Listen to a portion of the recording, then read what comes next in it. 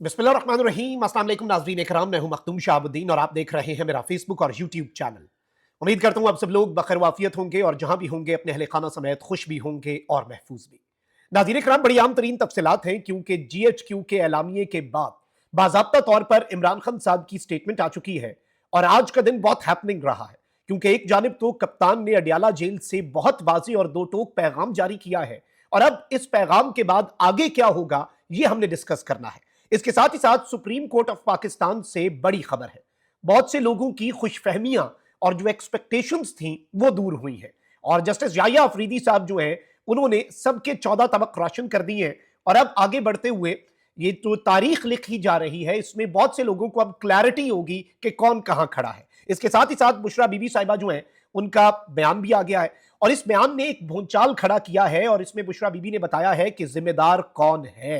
बुशरा बीबी साहिबा को अकेले डी चौक पर किसने छोड़ा, इस हवाले से भी डिटेल्स हैं। ये 3 बड़ी डेवलपमेंट्स हैं जो आपके सामने रखनी है। लेकिन अगर अभी तक आपने इस वीडियो को लाइक नहीं किया, लाइक जरूर कर दें। फायरवॉल लगी हुई है, फायरवॉल के असरात जाहिल करना आपके हाथ में है।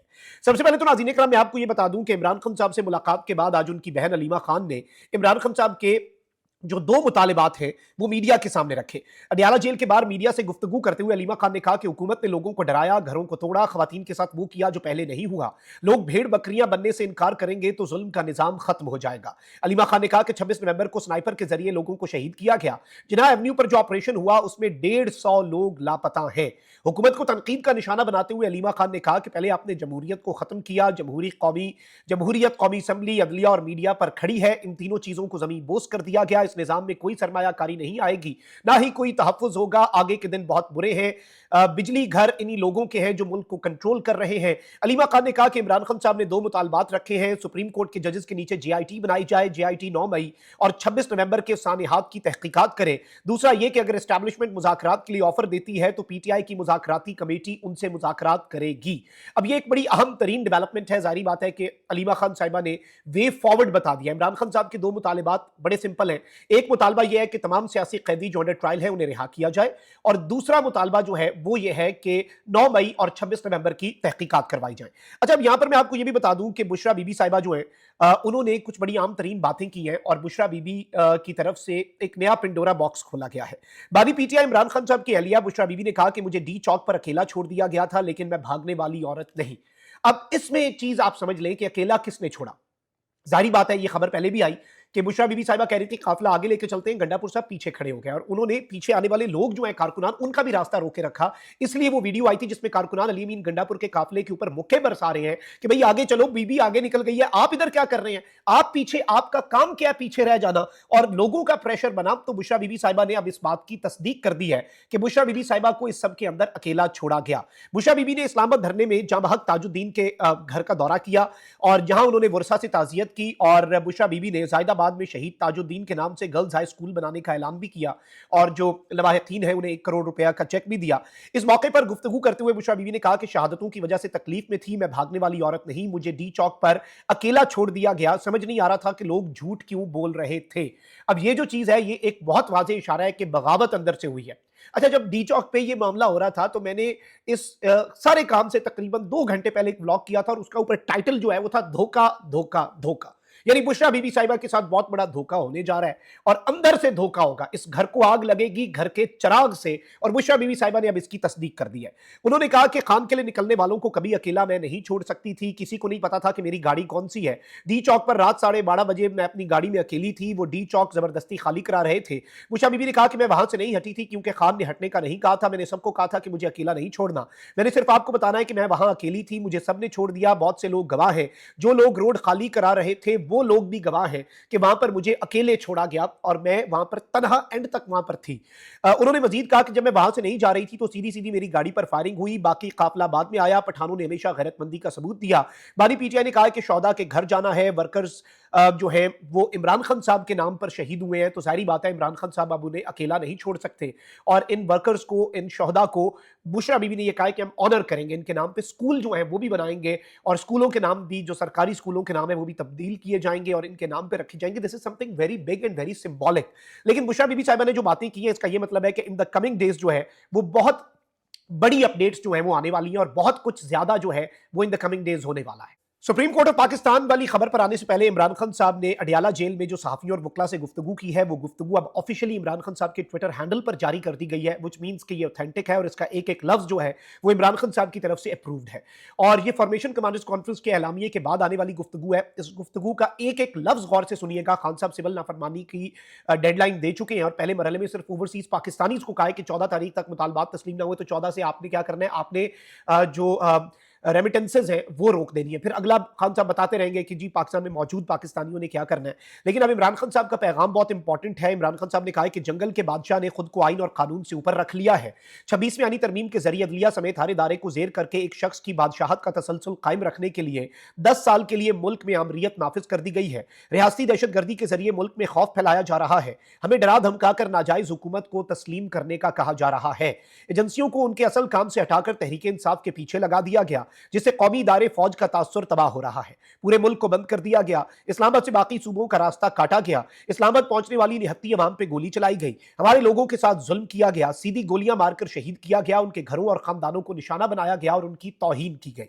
मुल्क में सुबाइयत की आग भड़काई जा रही है। बताया जा रहा है कि इस्लामाबाद में पख्तूनों को नस्ली बुनियाद पर निशाना बनाया जा रहा है। मैं इसकी भरपूर मजम्मत करता हूं।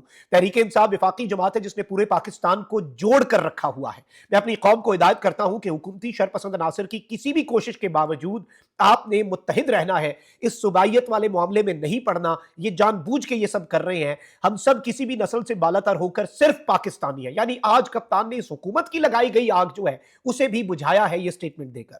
जब भी हमारी जमात एहतजाज करने का ऐलान करती है, मेरे ऊपर जेल के अंदर मजीद पर्चे बना दिए जाते हैं।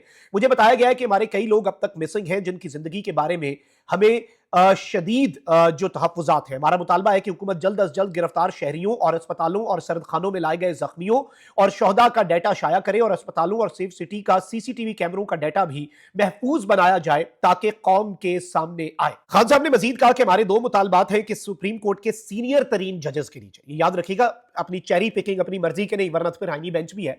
सुप्रीम कोर्ट के सीनियर तरीन जजेस के नीचे 9 मई और 26 नवंबर के वाकयात की आजादाना तहकीकात के लिए कमीशन बनाया जाए। नाहक कैद सियासी असीरान को रिहा किया जाए। मुज़ाकरात के लिए उमर अयूब की सरबराही में कमेटी बना दी है। अगर मुतालबात न माने गए तो सिविल नाफरमानी, तरसीलात ज़र में कमी और बाइकॉट की तहरीक जो है वो शुरू की जाएगी।